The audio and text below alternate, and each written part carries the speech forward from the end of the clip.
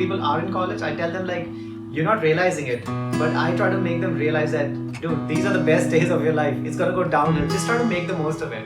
Don't take it for granted, because a lot of people can take it for granted when it's happening, because you're like, no, this is life and it's gonna be fine and I'm probably gonna make some money and I get out of college. I'm like, yeah.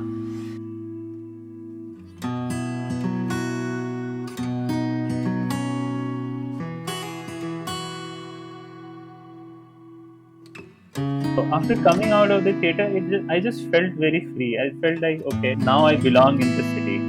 From that day, I think I accepted that now I have to live on my own and not depend on my parents for everything, and I can really survive on my own.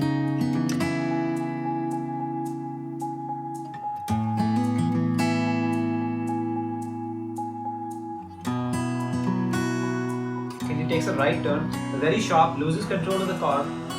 Car flips on its side, not overturns completely, but on its side, and then drags it.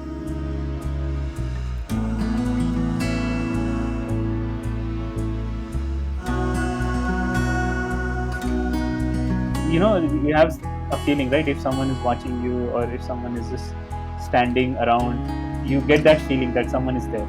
So I got this feeling that someone is at the door and watching me. This happened around noon, this mass shooting. I think two people were killed and 5 people were grotesquely injured and a lot of stuff. You can go and Google on this thing, Monash University shooting.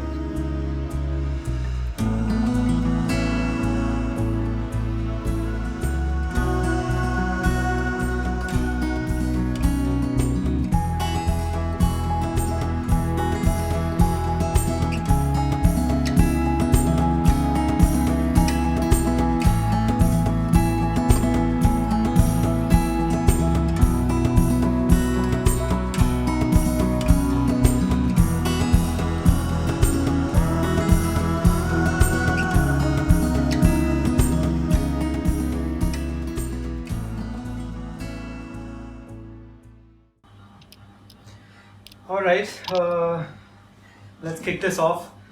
All right, it's a Saturday. It's a weekend. Sometimes people are not realizing when it's Saturday, when it's Sunday. People like confused because people are always in. And this time we decided that we're not going to talk about the most favorite subject of the entire world right now, Corona. We'll just wait it out for it. We thought we'll just do another subject which also starts with C and O, but then just diverts. So college, which I always feel. I've often said that college was the best time of my life, and I feel whosoever misses out on college due to whatever reasons, financial or personal, or just did not feel like going, or just went to a really bad college, I think I always felt like people missed out on a lot of something which was amazing. And I think a lot of them people ask me that why do I think college is the best days, and I think the most precisely I could ever put it is I feel the college years, when I say college years, I mean those years after high school until the time you actually start working. Those are the years, those are the only years in your lifetime, in a human lifetime, when you're an adult. You have you benefit from all the liberties of being an adult. You get all the joys, you get all the freedom, and you're young, your body is amazing, but at the same time you're not burdened by the soul crushing job that you have to go day in day out to earn the money that you probably don't even need, so you can buy things that you probably don't even want. So I think those are the times, those years are probably the best years of your life, and particularly if you're in India, because those are the years you have a lot of freedom. Because when you're in high school, parents are running the ship. Once you start pick a job, then practically money is running the ship. So those are the times when you're just free, and you can, because you have to study anyways, it doesn't matter. But you can actually be yourself. So today we decided that obviously we can't talk about everything. We'll talk about whatever we can in the next 40 to 60 minutes, and then we'll see how this goes, and probably we'll do another one of these. So we want to talk about a few of the instances that the first time something that happened in college, which happens to a lot of people, like love, first kiss at times, first time they actually get laid, first girlfriend, first time getting beaten up. But I think I already got beaten up in high school. I was in boarding school, so yeah, you got to get beaten up that time. Or things like you go to jail, maybe first time you get a hooker. Whatever that happened in people's life, I listed a lot of them, but I think I'll just probably go with something which is more different, that probably has not happened with a lot of people. Yeah. So Bikram, I don't even know what you have noted, so it's pretty much going to be mystery for me. If you're going to tell me something, maybe you'll just reveal something new. I'm definitely going to reveal something new. I might have talked to you about it a little bit, but you might not remember and probably not so elaborately. Up to you. So I've already spoken for 2 3 minutes, I guess. I don't know. Do you want to go first? Uh, yeah, I mean, as you said, I think college days. I mean, sometimes you don't even realize when you are in college that this is the best time you are having, and after that, it just life just goes downhill. And I keep telling people that because I'm those already done with that, right? Yeah. Hmm. sorry. I keep telling people that all the time because I'm already done with college Mm. long time ago. So whenever people are in college, I tell them like, you're not realizing it, but I try to make them realize that, dude, these are the best days of your life. It's gonna go downhill. Just try to make the most of it. Don't take it Yeah, for granted because a lot of people can take it for granted when it's happening because you're like, oh, this is life and it's gonna be fine and I'm probably gonna make some money and I get out of college. I'm like, yeah, yeah. I yeah. mean, Anyway, go there on, are go on. some. Yeah. I think when you first get a job, and it doesn't happen with everyone, but at least with Hmm. me, when I got my job, I had few years, which I would also consider one of the best days of my life, because that time I had. I mean, I didn't have a lot of money, but I had enough money to do whatever I wanted, and I didn't have any obligations on the parent side that I have to take care of them. Correct. So that Correct. is So that that's is like unique. That extension doesn't of happen with college with everyone. money. Yeah. But Yeah. on the if you take life and see all the phases, I think college days or days which when you go out and study, those days are really important. A lot of experiences mold your personality as well, and that has happened to me. And I'll recount one of those stories as well. So Go yeah, on, go on. Let's hit it. Yeah. okay. So first story. Yeah, I've also listed a lot of them, but I think I'll start with one a positive one because there are others which are bit serious. Uh, Okay. so so the first one. Okay. Is when I watched a movie with my friends for the first time. So this is in year 2004, and okay, so bit of background. So I joined a engineering college after my 12th, and the college was in Bhubaneswar. The college name was CV Raman College of Engineering. It's still there, and Mm-hmm.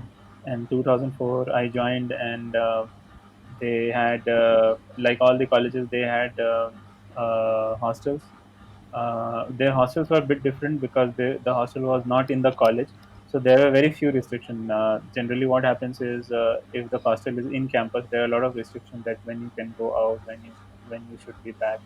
So those kind of restrictions Mm-hmm. were there, but they were not strictly followed because it was outside of the college, and the caretakers were also not so strict.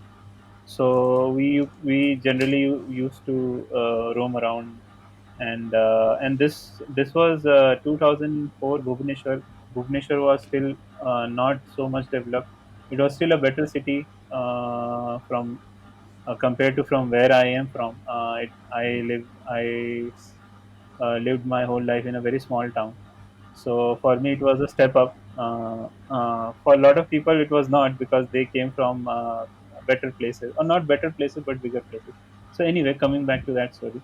So Fancy. so this was 2004, and the movie was Dhoom. It's a franchisee. I think then now we have three movies in the franchisee. The first one was Doom 2.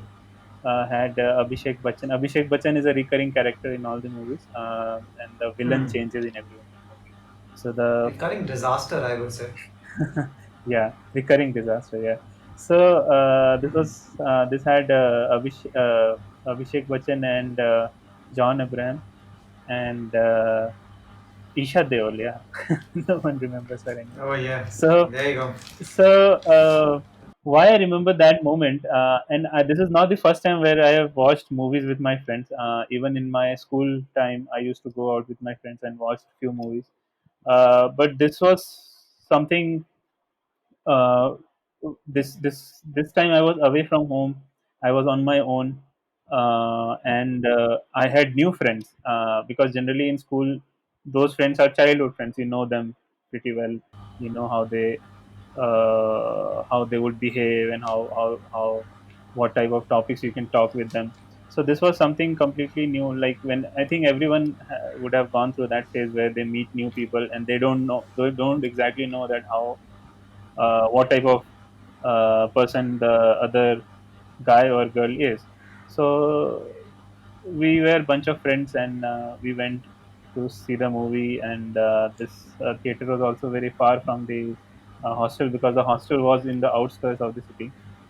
And the movie was about bikes. If someone has not watched the movie, so movie is about fast bikes. There are action sequences, there are chases, and all that. And at that time, I didn't expect something like that in Hindi movie. I had seen a lot of English movies which were similar. I think it was very similar to one of I don't remember the movie, but there was a Hollywood movie which was very similar to this. So Mhm. and so when we came out. I just felt very free because the movie was about bikes as well, and very happy movie, very cheeky, and so till that time I was bit, I had some sadness because I left my home for the first time. I had never gone out, I had never stayed without my parents, and I was living in a hostel with a lot of unknown people, and there were a lot of people who don't even know Hindi properly, which is my first language.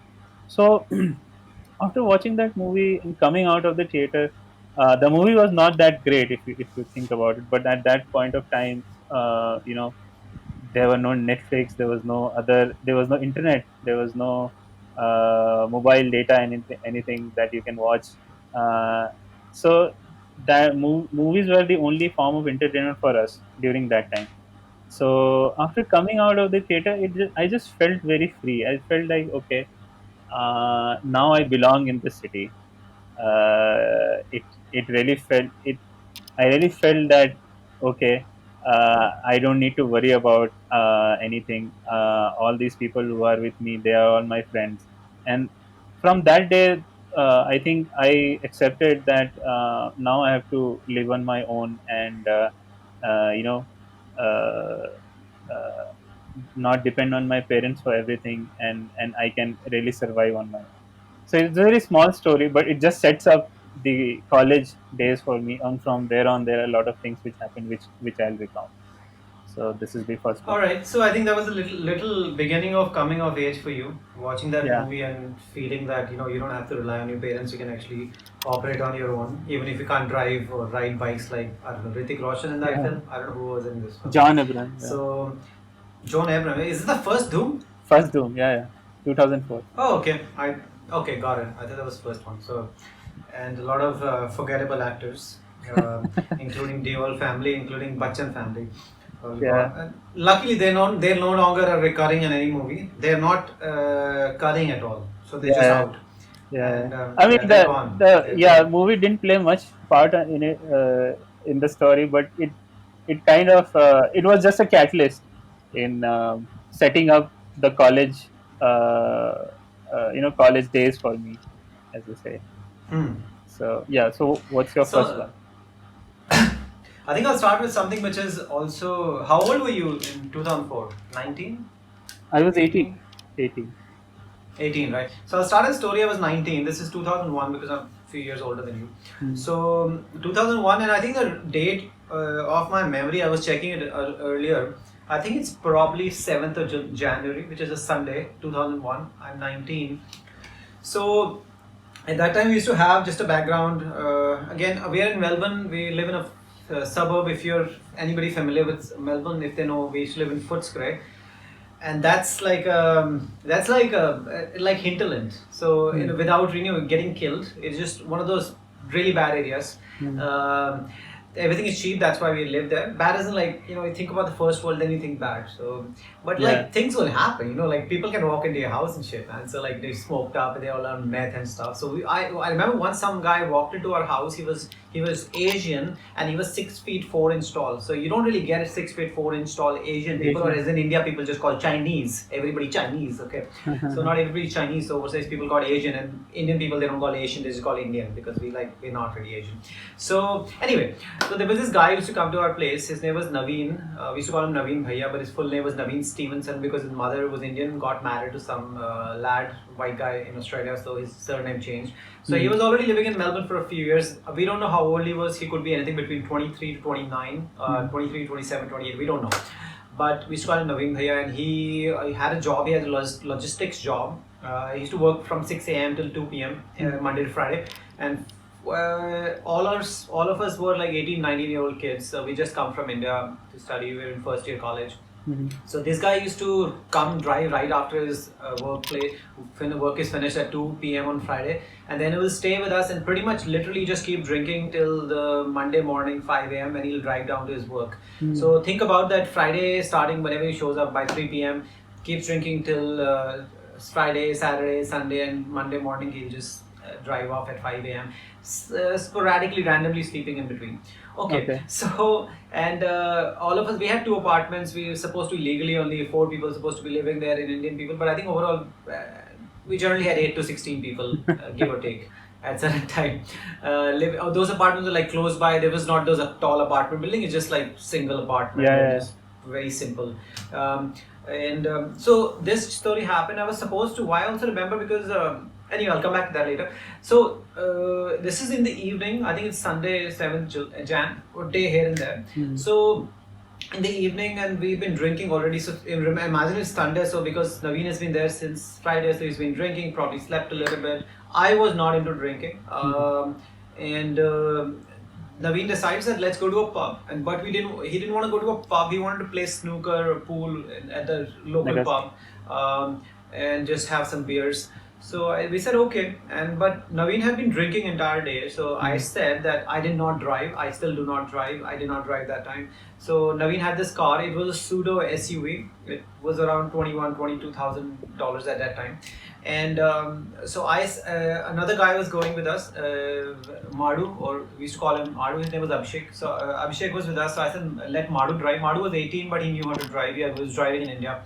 So Naveen was reluctant to give him the car because Madhu was not a very confident person, but it was just Footscray. We were going in the same suburb, so saying like in the same locality kind of. It was probably just a couple of kilometers. Okay. So Naveen agreed because I asked him. He said okay. So but the deal what happened, although in those 2 kilometers it was a very simple ride. Abhishek did not show a lot of confidence. Let's call him Madhu. That's what we used to call him. So Madhu did not show a lot of confidence in driving. When he got down, Naveen was like, dude, do you even know how to drive? Like, because you seem confident. He said, not been driving much. So, but it was because Abhishek lacked confidence in general at that time. So anyway, we go to the pub. Naveen already been drinking entire day. So there we drink till, I don't know when we went there. Probably it would be 7 o'clock, 8 o'clock, something like that. But I remember leaving at around 2:30. So you can imagine we were there 6 to 7 hours. Me and Madhu were just probably eating and just having soft drinks and stuff. But Naveen continued to drink. So Naveen, whenever he woke up that day, I don't know, 12 o'clock, and he's been drinking till like 2:30 a.m. So last 14 or 15 hours, he's been drinking. And so imagine that when I asked Madhu to drive the car around 7 p.m., now it's 2:30 a.m. Imagine the level of alcohol he would have. In Australia, in Melbourne specifically, the legal limit is 0.05 BAC, blood alcohol level content. So, which is around like couple of beers. But if you have 2 beers and you wait for 2 hours, you can still have another beer or so. So technically over that period of time, Naveen could actually still have 10 drinks and still be under the limit. But I think he had like 30 drinks at least. So either way, he's already drunk. So I'm like, I was always the bit more serious one, as serious as it gets at that age. So I said, let Madhu drive, and then Naveen said, no. He just brushed him aside. Like, you can't see my video, but once you see my video, he just waved it off. Okay. And I was like, okay. He just got in, and a couple of days before that, something had happened with me, and I never used to wear seat belts. But I'll not get into that story because that'll become long. I'll talk about Yeah. that later. Yeah. But something had happened, and I had seen somebody get into an accident and not get hurt because they were wearing a seat belt. And suddenly, I don't know, reflectively, subconsciously, unconsciously, I just put a seatbelt on. There was no reason to put a seatbelt on 2:30 a.m. in Footscray. There would be no vehicles, obviously. We were just in the same suburb. We just were getting home. But I did it. I looked back also. I said, Madhu, you also wear it. Unlike India, people don't get their seat belts removed from the back seats, thinking that back seat people don't die. Everybody fucking dies. Okay. So Madhu puts on the seat belt. Naveen obviously used to put a seat belt. He's been living in Australia for a long time. Plus, it's an offense, right? So he puts a seat belt. For whatever reason, he just kickstarts the car at a very high speed. I think which was around anything between 70 and 80, and he takes a turn around at 70. Which was not a very good idea. I think he started within like 2 or 3 or maximum 5 seconds. He takes a right turn, very sharp, loses control of the car. Car flips on its side, not overturns completely, but on its side, and then drags at that 70 kilometers. But people right now, we've seen all those Fast and Furious movies like, 70 kilometers is nothing. We're so used to 200 kilometers. Dude, if you're in a car which is on its side and zooming past at 70 kilometers, that's fucking crazy shit. Okay, so that is zooming, and then. And we were like, what the fuck? And then he just skids on the road and finally hits a parking post and comes to a halt. Lucky we were wearing seat belts or whatever happened. It happened so quickly. I mean, I don't know. It just happened within like a couple of seconds, I suppose. Maximum 3 seconds. I don't know. It just happened so quickly. And boom. And it was like, we had a lot of noise and just... I'm like, motherfucker, the glass is all broken, the windshield is broken, everything is broken. And because the car is flipped on the driver's side, in Australia we still do the right hand drive just like India, so it's not left hand, just to give people visual cues. People might think like it's a US, we are on the right hand side, so it's flipped on the right side. I was on the front passenger seat, Madhu is on the back seat. So Naveen is pretty much like, on the lower seat, so I'm more concerned about him. I was very conscious. Straight away I see like people are like people start coming in. Luckily we don't hit a car. There's nothing else coming on our way. Suddenly we see people stop their cars or whatever. They come in, they try to pull us out, and they immediately pulled us out in a few seconds. I think somebody called the ambulance. And the fact I unlocked my seat belt and I looked at Madhu and I was like, are you okay? Naveen's ear had slightly was bleeding. My right arm, left arm was like a little bit bruised because we had just like the window had broken, and my jumper, which I really liked, was torn. And my first concern was like, shit, my jumper is fucked.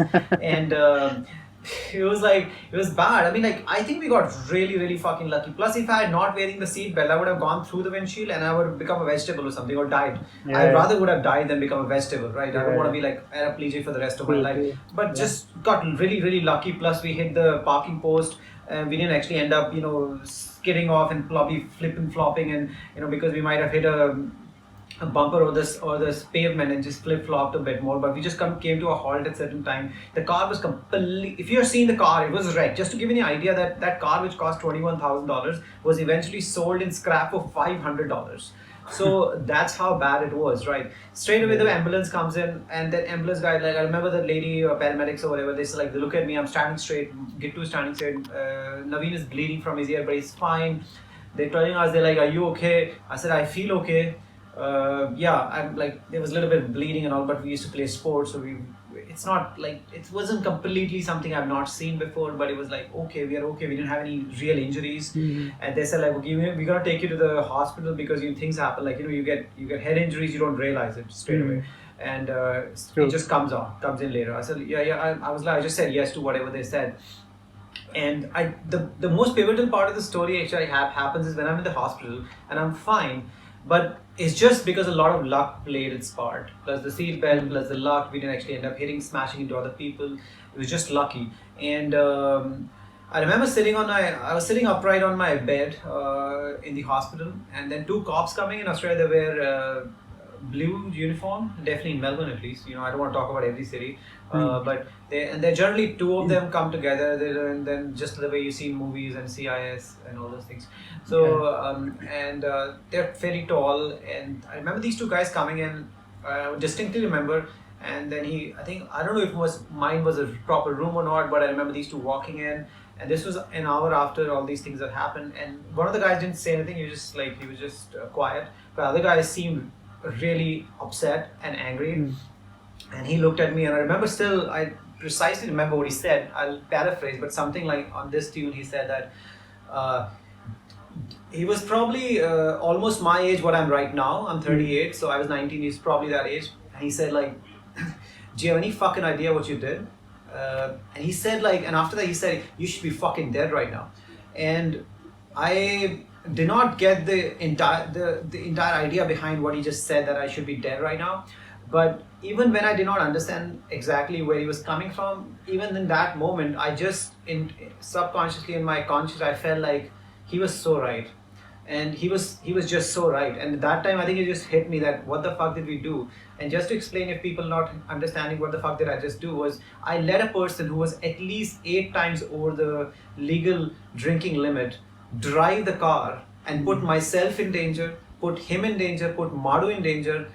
And I could have easily said no. And I should have always said no. And I after that, I think one thing I learned was that you need to always be this person who is ready to do things. But when you do all those things, you should always be this person when you need to say no. You should be able to say no. And I realized later on, much later, why that person was so angry, that policeman, because he's probably seen really young people Yeah. die and kill Yeah. themselves because they were just fucking stupid. And only one thing I'll add is like, whether people accept it or not, you, I, everybody subconsciously is aware that eventually your parents will pass, your parents will die.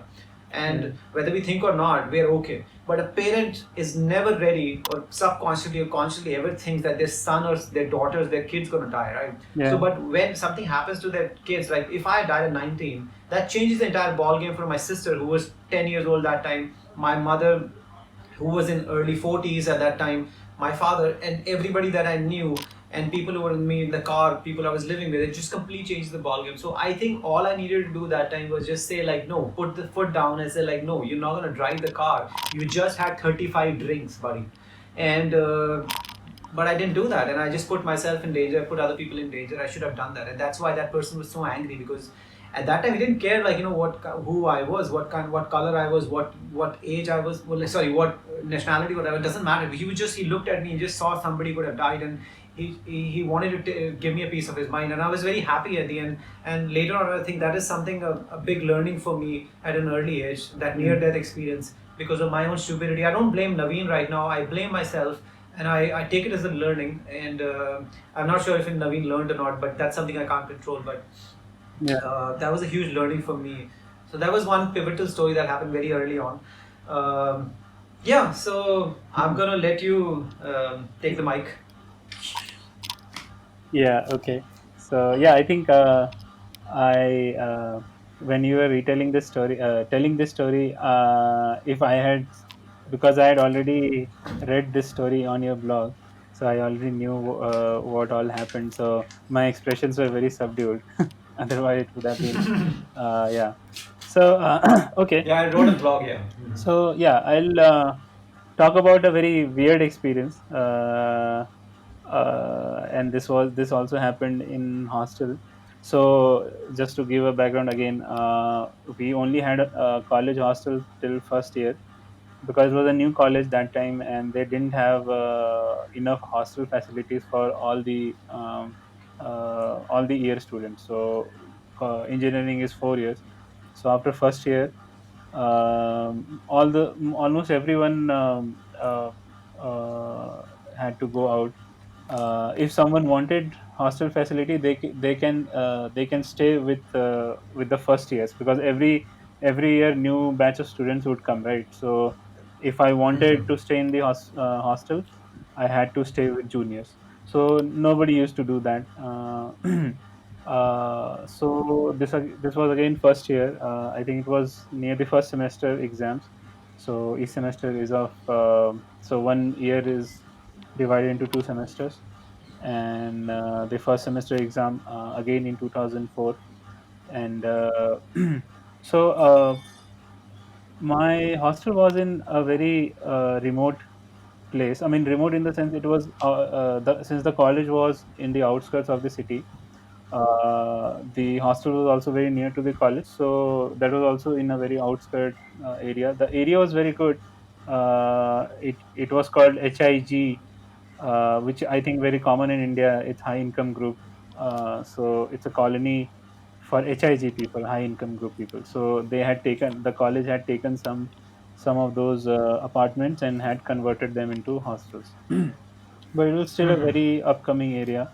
Not much was happening, and after 7:30 in the evening, it was almost desolate. So deserted. Sorry. So Mhm. there were there were a lot of rumors about this hostel which we were living in, that a lot of bad things happened in that hostel. Somebody committed suicide a few years back in that house, and then the owners didn't want to stay there, so they gave the house to college people. So Mhm. there were rumors that this could be a haunted place. And I'm not a I don't get scared by all these things. I mean, I don't get scared by ghosts and all those supernatural things. uh, Mhm. and I was always very curious that how are people claiming this, have they seen anything. So this was first semester, and it was near December. So December is very cold, not very cold in Bhubaneswar, but it is cold enough that you don't have to run your fan. So I think we since it was near to since the exams were coming, uh, l- generally in engineering people only study during the just before the exam. So that's what the whole hostel was doing that time, and including me, I was also studying. And I heard and our hostel was in a very deserted area. There were not many houses around it. So Mhm. few people had told me before. Few of the students had told me before that they have heard some noises in the night, and which is followed by noise of the anklets, which you call payal in Hindi. So Mhm. and it only happens after 2 o'clock, 2 o'clock in the morning, between 2 to 3. So and but I never used to study that late. But one particular day I was studying that late, and almost everyone was asleep, and I also heard that sound.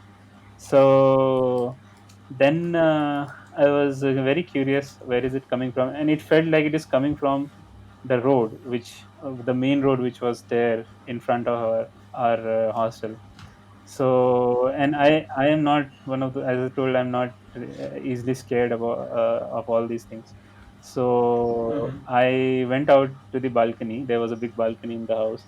So I went out and had a look, and there were street lights. You can see the street, and I didn't see anything, Mhm. but I was able to hear the sound. And I was I thought, okay, this is weird, because I can feel the sound coming from that direction, but I can't see anyone. Then I thought, okay, maybe there is something, but I was still not spooked. And I thought, okay, this maybe there is something. Since it's night, everything is quiet. There could be something. Mhm. There could be some sound coming from somewhere else, and my ears are playing tricks with me, and I am thinking that the sound is coming from that general direction. So I didn't think much about it, and then I just went about my business. So after that, the exams got over and everything. Then the new semester started. So once I think I got a bit uh, got some fever one day, and I didn't go to college that day. And it was around, I think, 11 o'clock or something. I'll switch on my fan. Oh, it's getting hot. So it was around Okay. 11 o'clock in the morning, and I was just lying on my bed, and my bed was in such a place in the room that if I'm lying down on my back and I look left, I can see the the door uh, which leads inside the room. So I was just Hmm. lying, and I think I had fever for 2 days, so I was a bit weak, and and I was, I think, in a state of sleep, not really sleeping, but I was very drowsy. So then suddenly I felt that someone is at the door. You have a feeling, right? If someone is watching you, or if someone is just standing around, you get that feeling that someone is there. So Hmm. I got this feeling that someone is at the door and watching me. And that time the hostel was completely deserted. No one was there because everyone was at college. So I wanted to turn. So because I was lying on my back, and I if I turn left, I could have seen who was there. But I think for a minute, it felt like someone is sitting on my chest and holding my head. It felt like that. I was unable to. I was not in any pain, but I was not able to turn left and see there. It felt like there is some force which is holding me. I was not getting hurt, but there was some resistance, and I was like, for 1 minute, for almost a minute, I was trying to see. I even tried to roll my eyes and see, but I was not able to see clearly. And suddenly, after a minute, suddenly that force left, and I turned left, and I saw no one was there. And it really spooked me, because I felt that there was really something which happened.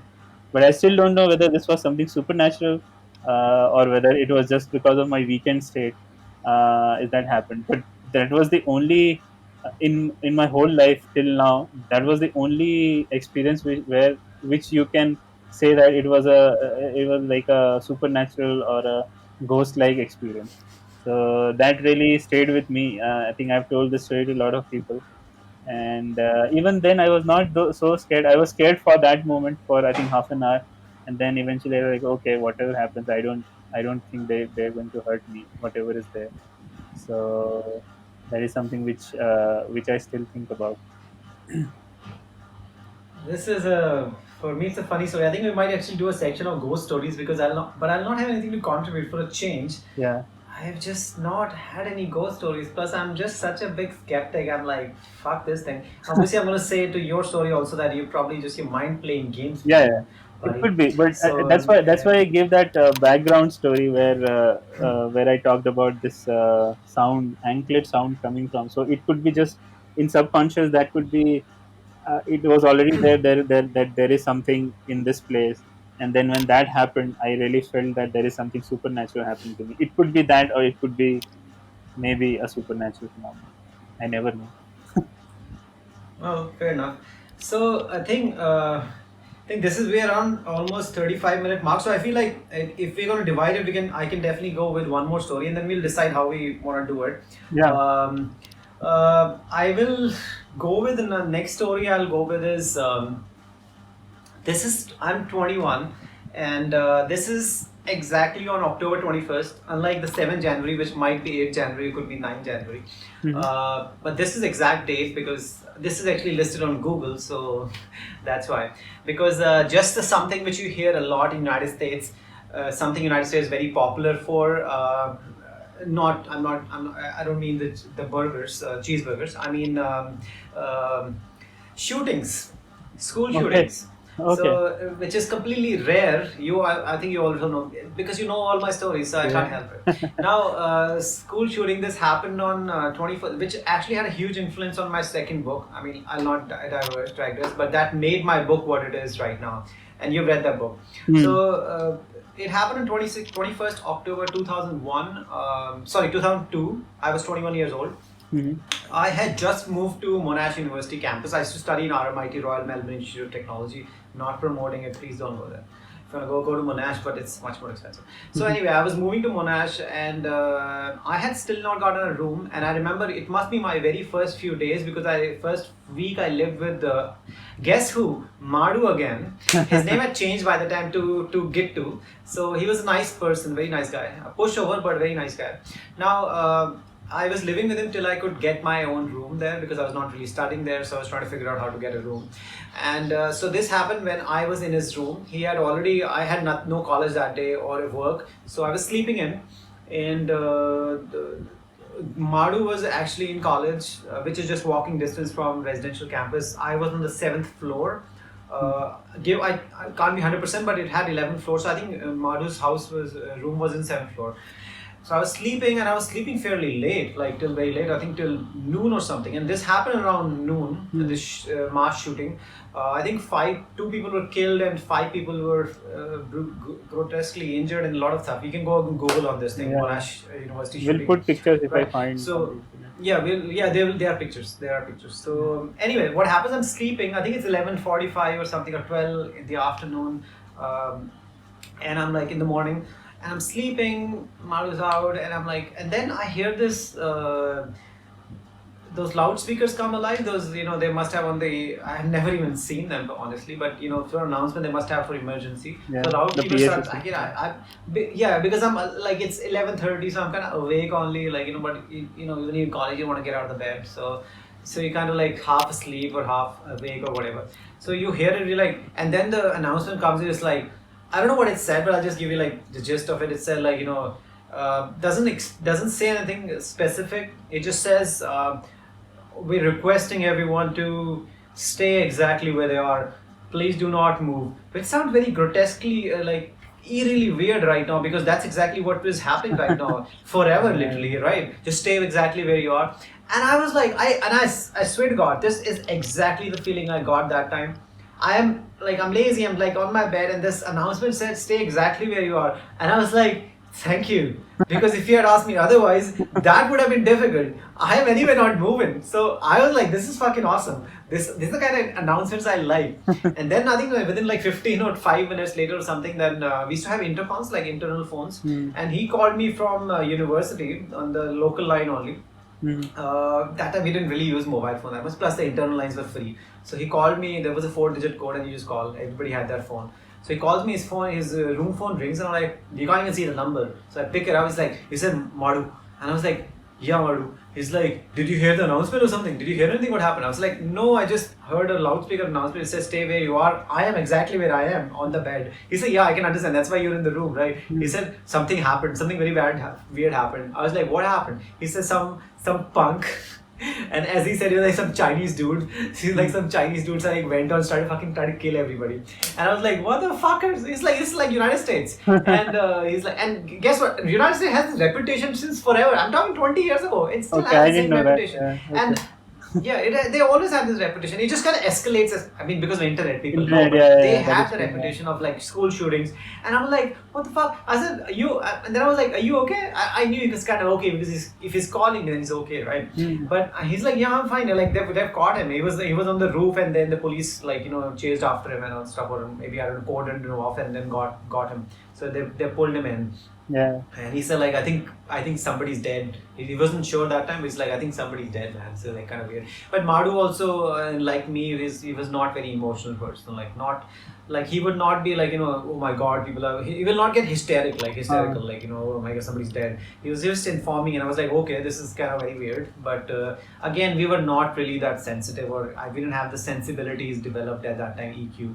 That we were not scared. We were just like, okay, he's already caught, so it's fine. Like it's not gonna happen, right?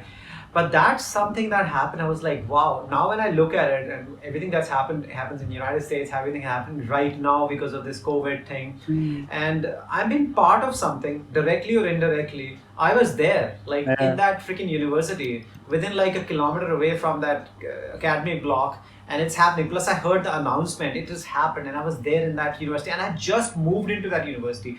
If I was just been 3 days here and there, I would have missed that part. And now and as I said, then it became a huge part of my second book. It completely transformed the second half. The entire second half is about that.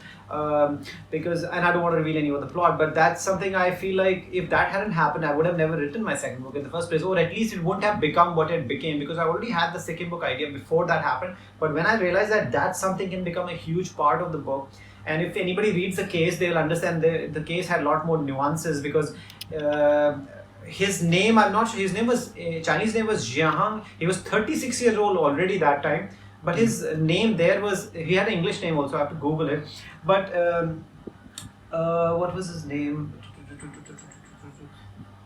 His name was Wan Yang Zhang, and he ended up not going to jail. He ended up going to a correction facility or one of those psychiatric wards, which he got input for almost infinity. Recently, something also weird happened with him, but yeah, he was there. So he didn't go to prison, and that's something which I talk about. That he had serious mental issues, and he was not trying to kill people, but he had serious mental issues, and that's why he tried to kill a couple of people who probably he thought were teasing him during school, and they used to make fun of him because of his appearance, his maybe language skills and other problems and other things. So he just kind of went berserk, and he had apparently a lot of weapons when he walked in. So that's a story that I don't think a lot of people would be able to, retell unless you started in the United States. So there's a very high chance that I've seen 2 of them. It's probably happening right now as you're speaking. So I mean, and the students, if they were exchange students from United States, they would be thinking, "What the hell, man? We can come to Australia." Same thing happens here as well. Oh, imagine, somebody comes from the United States, like, are you fucking kidding me? Where do I need to go now? Afghanistan? Oh, that would have been something. So I'm thinking so we are around 40 odd minute mark. I think 40, 45, give or take. 45, I think. So should we break it into 2, or how are you gonna go about it? Yeah, I think we'll break it into. We can record straight through, but eventually we'll release it in 2 parts because so we can do our routine, right? Yeah. Please, we are still under curfew. Please subscribe and watch more of us, listen to our stories. Probably can give you some idea to start your own podcast if you feel you're trying to do your own podcast. I feel like Joe Rogan now telling other people to do their podcasts. With 29 subscribers. I mean, you can record. You can record. You never know what happens. These are things which just escalate. So suddenly people start hearing this story, I don't know, it gets viral or something. So please subscribe. And as you just heard us that we're going to continue telling more stories, not only second part, even further, because I realize that we're not able to tell so many stories within the 40 odd minute mark. Yeah. So, alright, we'll continue. If you're going to keep listening the second part for now, then we'll continue from there. Take care.